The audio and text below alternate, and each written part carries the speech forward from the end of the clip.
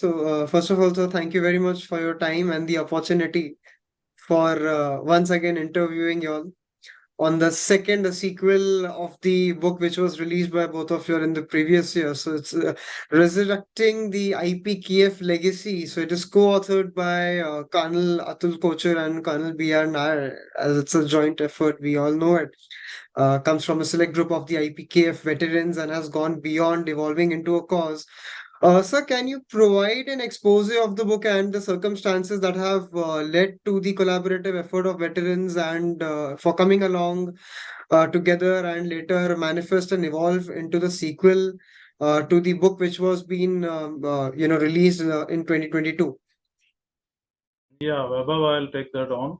Now, somewhere in 2019, it's struck me that IPKF is a forgotten operation, and no one seems to know much about it. So the best way to kill a legacy is just not talk about it. So this was what was happening. So something stung me. You can call it a calling or a desire to light a room on my own so that we can get together. Initially, we started off in 2019 as a group forum just to get together and exchange notes. Gradually, we found that many of us were there, but we didn't know that other person was there. We have come to know now that many of, for example, about 5-6 colleagues of mine were there, and we didn't know. I lost 2 of my course-mates, that I knew all right. And many people, diverse people from various services and all, we got together, and it was, such a pleasure interacting with all of them. But we were not satisfied with the extent of coverage. So after about a year or two, then I decided that the people's accounts were coming out like, one after another. They were literally pouring out the issues which they wanted to share. And then I decided that it's time to move to something a little more, create an asset or create a legacy in the sense, in the form of a book, perhaps. So from here morphed just a group into a desire to create a book. After we created a book, then I said, we are not commemorated right now. 71 war and Kargil war, both are commemorated at the National War Memorial officially, but nobody talks of IPKF or Pavan. There are 1171 killed and about 3,000 badly wounded. First out of country operations is a national mandate, and so many things. It has so many firsts and highs which are worth recounting. So in early last year in January, we brought out the first book, that is Valiant Deeds, Undying Memories. This was the first book which we brought out, Nair sir and me. And incidentally, Nair sir, I must tell you, lives down the same road only. He's hardly about 400 meters from here, and he's got some tremendous writing skills. So, and prior to that, just as a trivia, we served together in the same company, Group 4. So we had met up there, and I think there was some destiny that we were to pair up and create a book. So we created the first book, that is Valiant Deeds, Undying Memories. Then from our group, General Mutana has created almost, I think, he's created 4 books on IPKF, on Op Pavan. Now there's another officer, Colonel Sidhu. He's also going to launch his book on the role of the mechanized, forces in Op Pavan. So we are getting broader and broader. Now we are getting into domain, like he's taking out one on mechanized forces. Now another one, I think another Major General is also writing a book on the brigade operations there. It's not that there have not been operations, but these were there about, say, about 90s. Some of them had come out, earliest being General Sardesh Pandey in 90s, then Brigadier Palshokar. Then we wanted to build up and create a legacy, and that's how we decided that we must create a legacy. Then once the book came out, we said we must move and press the government and the public to officially commemorate this operation. So this is what about the background and how we got into this group. Now we are about 150 odd veterans, and annually, every year we are doing the commemoration on 29 July. That is in sync with the signing of the Indo-Sri Lankan Peace Accord that was in 1987, 29 July. Right.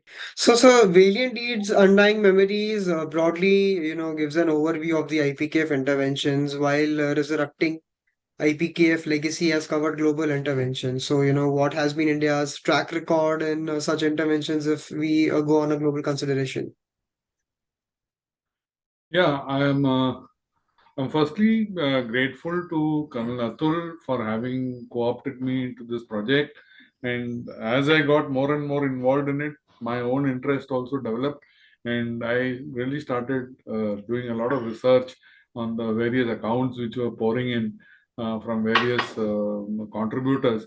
And that is how we decided one book was not enough. We had so many accounts and we should go in for another account. Now, in this account, the we have tried to be slightly different from the earlier book, and we try to look at it from the point of view of what the Indian Army or the Indian government's policy on interventions has been. And in the book, you will find a very exhaustive account of the various intervention operations which have been undertaken by various countries. But now coming to specifically to India, we tend to think that intervention operations by India we have only done in Sri Lanka or at best in Bangladesh. When in 1971 India had to intervene in East Pakistan, and jointly with the Mukti Bahini, we were able to defeat the Pakistan army and assist in the birth of Bangladesh. These are the two which readily come to mind.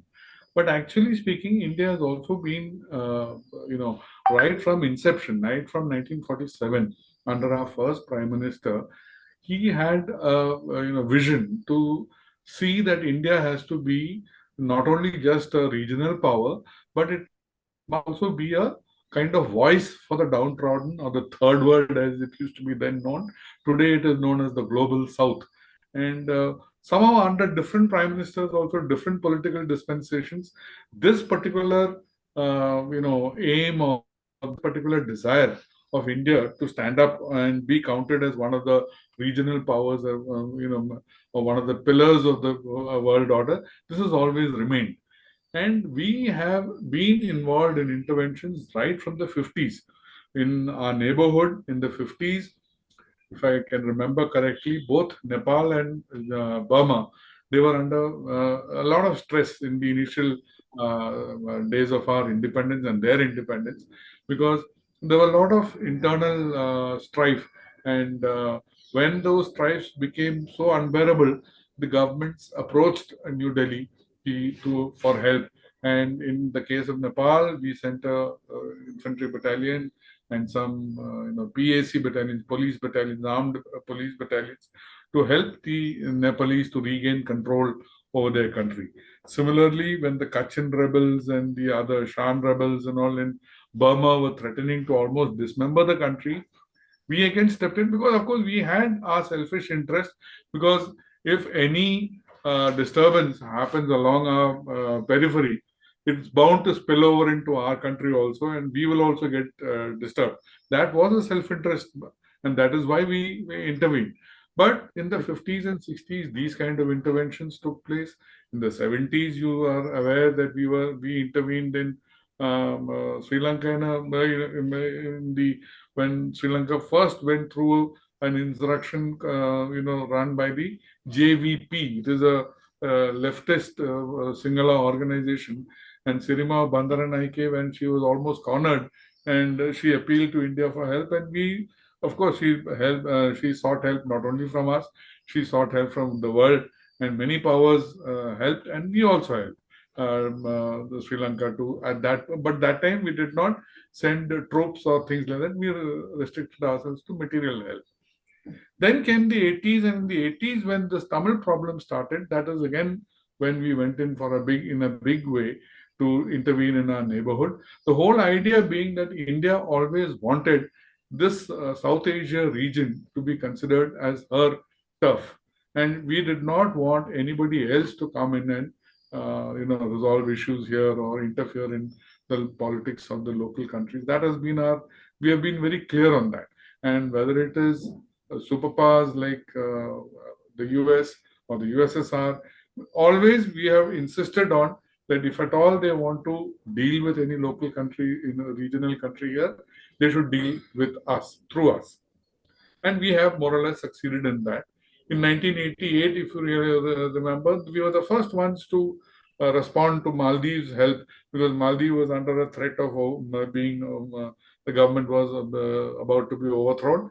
And we immediately flew in brigade troops, and we restored the situation in a very fast operation.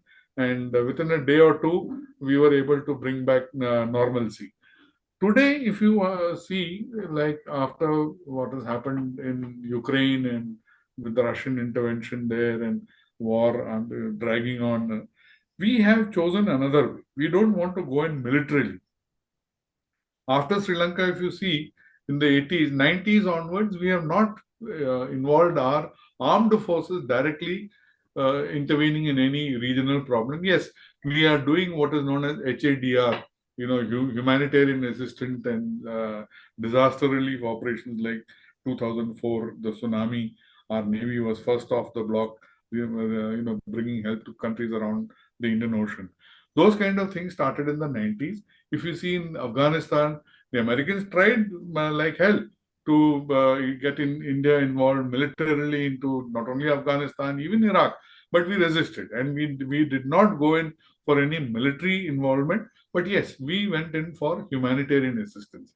In Afghanistan, we are all aware, we spent over $3 billion worth of assistance in building dams, in building roads, in building even their parliament house and things like that in Afghanistan. Same we have done with Sri Lanka.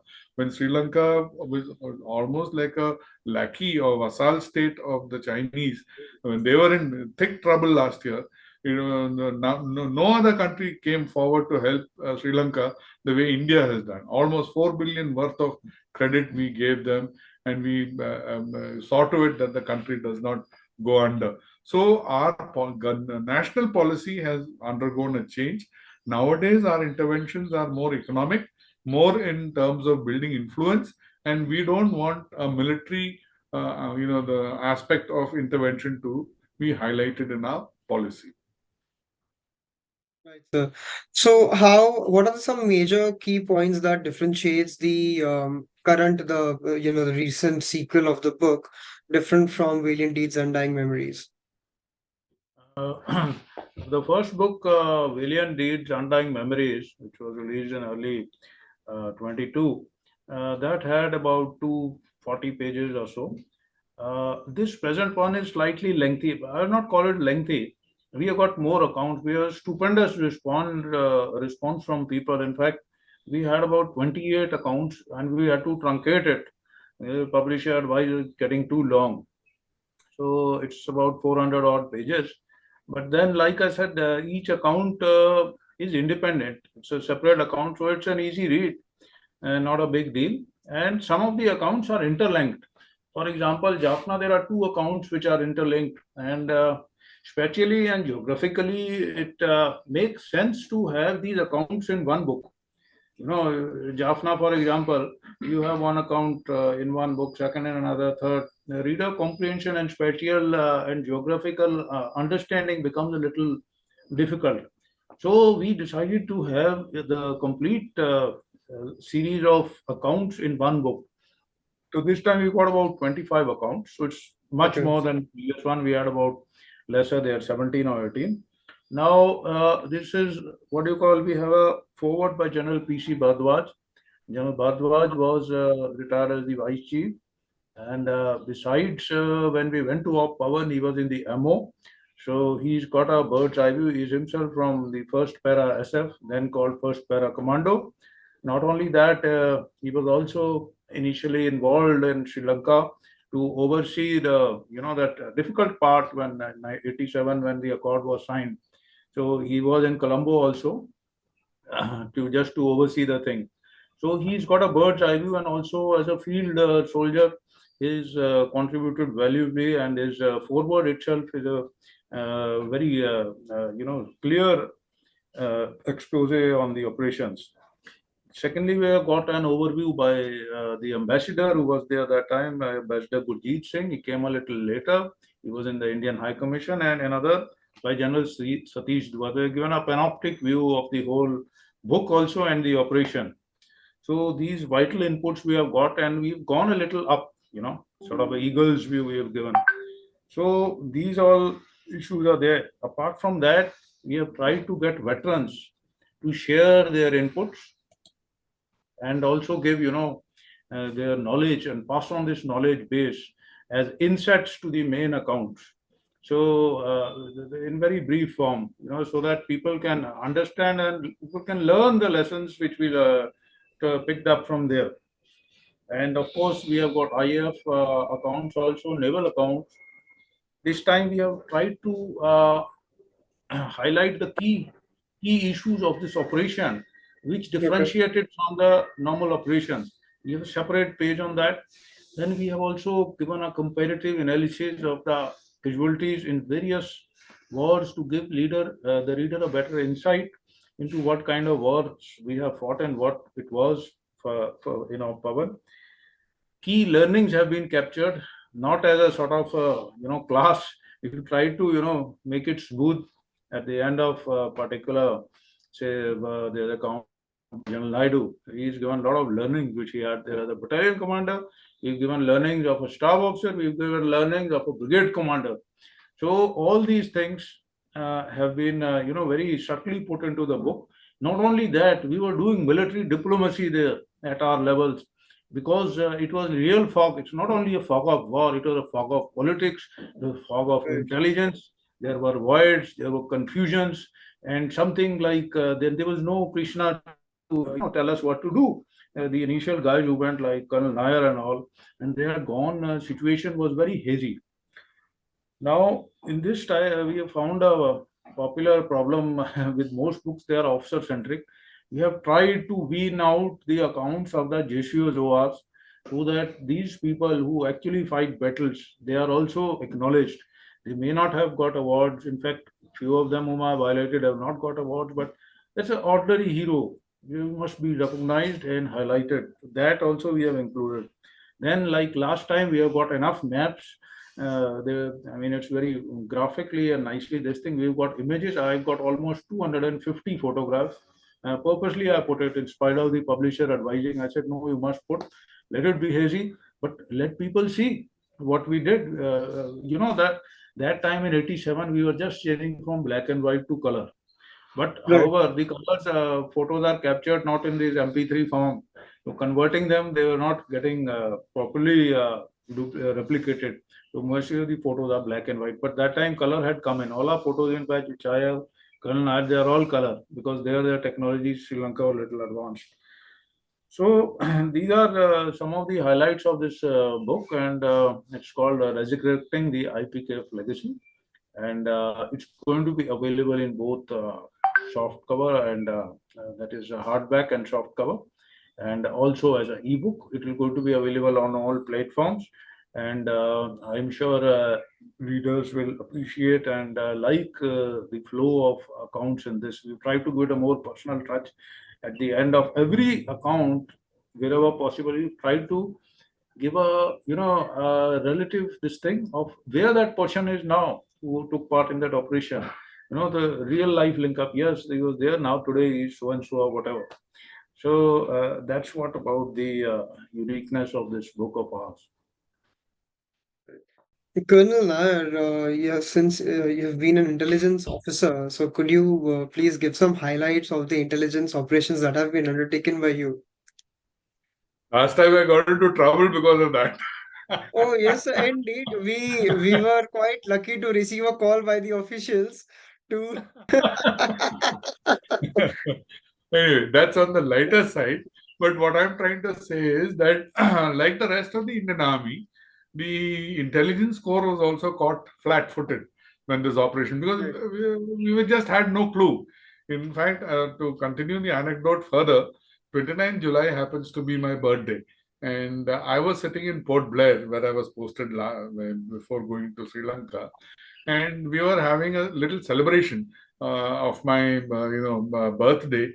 And around 10 o'clock at night, just as we finished dinner, one of my unit boys had come with a message. And when I opened the message and read it, it wanted me to reach Chennai the next day morning, because and I would be briefed thereafter. They didn't tell me what the mission was or where to go, but I was only told that you should be self-contained for transport, and you should have at least a JCO and about 6-7 men with you, and further orders will come be given to you when you reach Chennai. So it was a hurried goodbye, early morning, and Port Blair, everything moved very fast because everything was on national interest.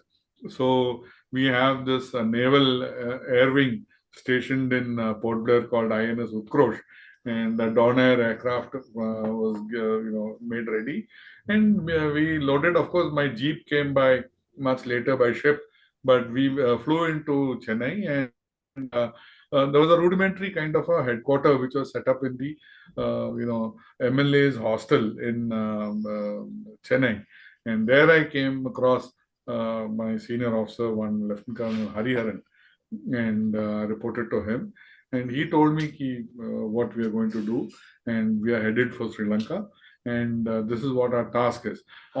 Honestly speaking, we as an int corps then did not have the faintest idea of what was going. Of course, what everybody read in the newspapers about all these militant groups and their operations, and whatever was transpiring in Chennai or Madras as it was then known, that was we knew.